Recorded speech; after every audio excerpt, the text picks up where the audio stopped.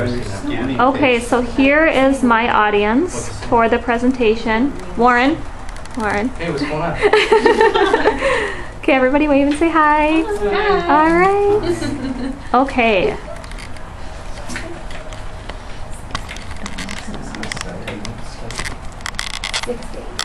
Oh, that's not bad.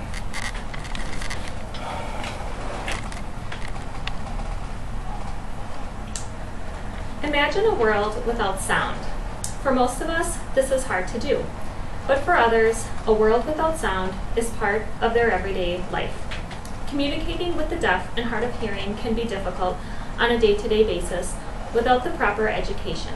But imagine having to do so in a clinical setting where the levels of stress and fear are now heightened.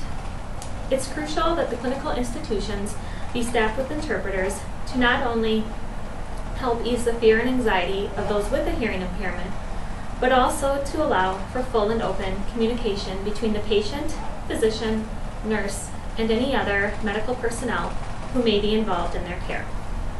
To accomplish this, we will look at proper communication techniques when working with the deaf or hard of hearing, how accessible hearing impaired services are in the clinical setting, and where to pursue education on becoming an interpreter for the deaf or hard of hearing individual.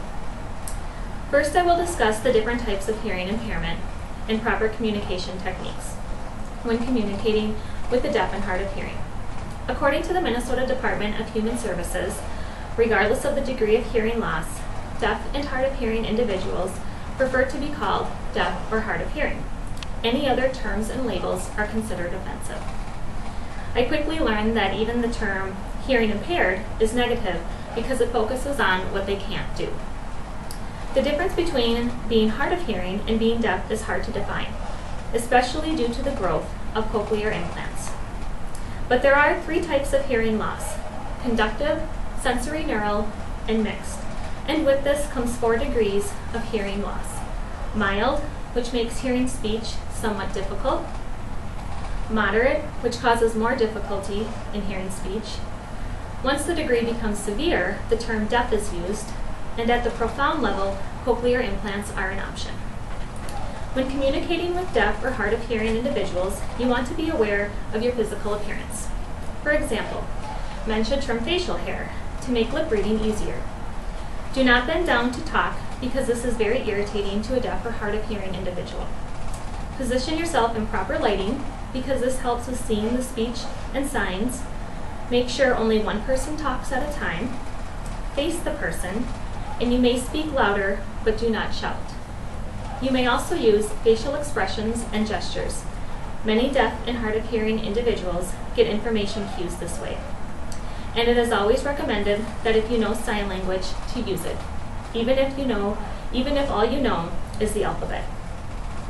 You may gain attention by tapping the individual on the shoulder or arm.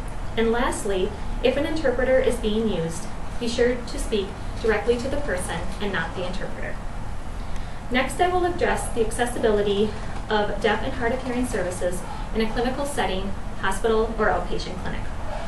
According to the Journal of the American Board of Family Medicine, when providing health care to a deaf or hard of hearing individual, many factors must be considered, such as the degree of hearing loss, age of onset of hearing loss, their preferred language, and psychological issues. When communicating, medical personnel need to take into consideration that reading levels may be lower and writing non-standard. When being treated by a medical professional, it is important that there are no secrets. They want to be informed of any and all content, even if it is not relevant to their current situation. It is also important that all environmental sounds be communicated, such as a knock on the door. It is very common for deaf patients to ask the same question multiple times, as their healthcare knowledge is poorer. Because of this, it is very important that physicians and other medical personnel verify that the patient understands all recommendations. Overall, there is a great need to improve healthcare communication with the deaf and hard of hearing individual. The deaf community seeks healthcare much less frequently because they feel that both physicians and nurses are unprepared to accommodate their communication needs. As stated by the ADA, clinical healthcare facilities must provide a qualified sign language interpreter or other interpreter, such as oral interpreters, cued speech interpreters, or computer-assisted real-time transcription to any deaf or hard of hearing individual who is in need. This service is not only for the patient, but also for any deaf or hard of hearing relative who is with the patient. Other services offered should include note takers, caption videos, and assistive listening systems. Telephone systems with TTY or TDD are also available. These are all services that are offered free of charge. Finally, I will provide you with information on where to pursue education on becoming a sign language interpreter. As of December 1st, 2010, all sign language interpreters in the state of Wisconsin are to be licensed by the Department of Safety and Professional Services. There are many certification levels and various interpreter specialties to choose from.